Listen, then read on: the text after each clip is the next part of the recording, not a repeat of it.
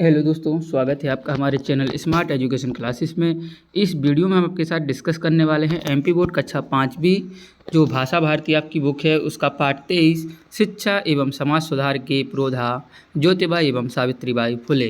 काफ़ी शिक्षाप्रद और महत्वपूर्ण पाठ है। तो शुरू करेंगे। वीडियो शुरू करने से पहले चैनल पर अगर नए हैं तो चैनल को सब्सक्राइब और वीडियो को लाइक ज़रूर करिएगा, जिससे आपको और अच्छे वीडियोज़ हम जल्दी से ला सकें। पाठ 23 शुरुआत करेंगे। हमारे देश में अनेक समाज सुधारक हुए हैं जिन्होंने अपने अपने ढंग से सामाजिक कुरीतियों तथा बुराइयों को मिटाने के कार्य किए हैं। सामाजिक समरसता का अर्थ होता है समानता स्थापित करने में और सामाजिक विषमता की समाप्ति में उन्होंने जीवन पर्याय कार्य किया है। पुणे महाराष्ट्र की पृष्ठभूमि में लगभग 150 वर्ष पूर्व हुए महात्मा ज्योतिबा फुले एवं उनकी पत्नी सावित्रीबाई फुले ऐसे ही समर्पित दंपति थे। बालक ज्योतिबा की माता चिमनाबाई का स्वर्गवास हो जाने पर उनके पिता गोविंदराव ने ही उनका लालन पालन किया। गोविंदराव धार्मिक स्वभाव के व्यक्ति थे। वे अपने बालक की शिक्षा हेतु चिंतित बने रहते थे, क्योंकि उस समय पुणे और उसके निकटवर्ती क्षेत्र में सामाजिक विषमताएं, ऊंच नीच का बोलबाला था। शिक्षा क्षेत्र में प्रायः उच्च वर्ग का प्रभुत्व था। किसका? उच्च वर्ग का। बालक ज्योति की जो है प्रारंभिक शिक्षा उनके घर पर ही हुई। शिक्षा के प्रति अपने बालक को निरंतर बढ़ती हुई निष्ठा को देखकर कुछ सहयोगियों के माध्यम से 14 वर्षीय बालक ज्योति का विद्यालय में प्रवेश कराया गया। परिश्रमी बालक ज्योतिबा ने सर्वोच्च अंकों के साथ वार्षिक परीक्षा उत्तीर्ण करने पर अपने गुरुजनों की प्रशंसा प्राप्त की। इसी अल्पायु में ही उनका विवाह किसके साथ हो गया? सावित्रीबाई के साथ हो गया। सामाजिक बुराइयों को लेकर ज्योतिबा के मन में उथल पुथल होती रहती थी। वे अंधविश्वासों और कुरीतियों को मानव के स्वाभाविक विकास में बाधा मानते थे। वे सोचते थे कि जब ईश्वर एक है तो समाज में जातीय विद्वेष अथवा भेदभाव क्यों है, यानी कि वो जो है ये भेदभाव वगैरह को नहीं मानते थे। ये कहते थे ये गलत है। वह स्त्री शिक्षा की प्रबल पक्ष धरते, यानी कि वो मानते थे कि स्त्रियों को भी पढ़ना चाहिए। इसलिए उन्होंने अपनी पत्नी सावित्रीबाई को पढ़ना लिखाना सिखाया। शिक्षा के प्रति उनकी रुचि बढ़ाई। सावित्री भी कविताएं लिखने लगीं, भाषण देने लगीं।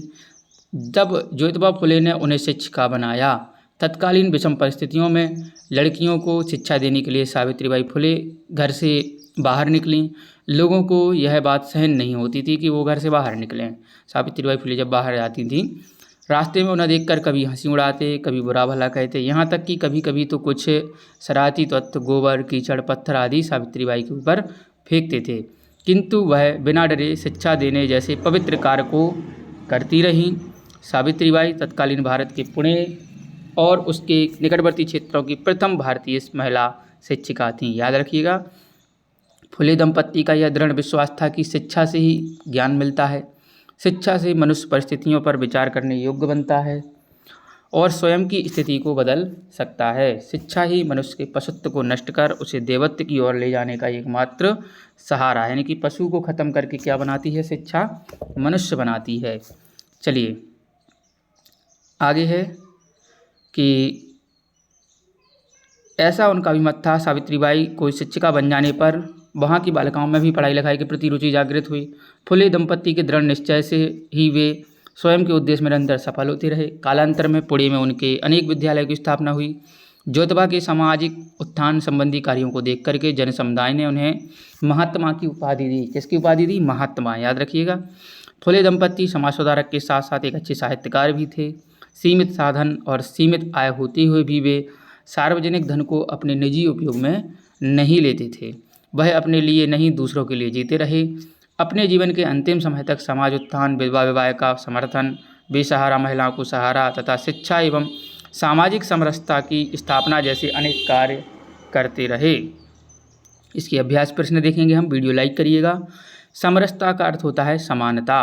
प्रबल का होता है कठिन या मजबूत। तत्कालीन यानी कि उस समय का। विदेश भेदभाव या वैर। जीवन पर्यंत यानी कि जीवन भर। पक्षधर कहते हैं समर्थक के लिए। माध्यम यानी कि सहयोगी। उत्थान यानी कि उठाना। ठीक है, चलिए आगे बढ़ेंगे। फुले दंपत्ति के समय सामाजिक परिवेश कैसा था? तो सामाजिक परिवेश कैसा था? फुले दंपत्ति के समय सामाजिक परिवेश में काफ़ी कुरीतियाँ थीं। लोग भेदभाव और ऊंच नीच का व्यवहार करते थे। ज्योतिबा मानव के समाज में, मानव के विकास में किसे बाधा मानते थे? तो वो ज्योतिबा जो है, ज्योतिबा फुले कहेंगे हम, किसके लिए बाधा मानते थे? मैंने आपको बताया हुआ है कि जो है ज्योतिबा फुले जो अशिक्षा है, क्या है? अशिक्षा है, अंधविश्वास है और कुरीतियाँ हैं, इनको मानव के विकास में बाधा मानते थे। चलिए, दोनों हो गए। फुले दंपत्ति ने स्त्री शिक्षा के विकास के लिए क्या प्रयास किए?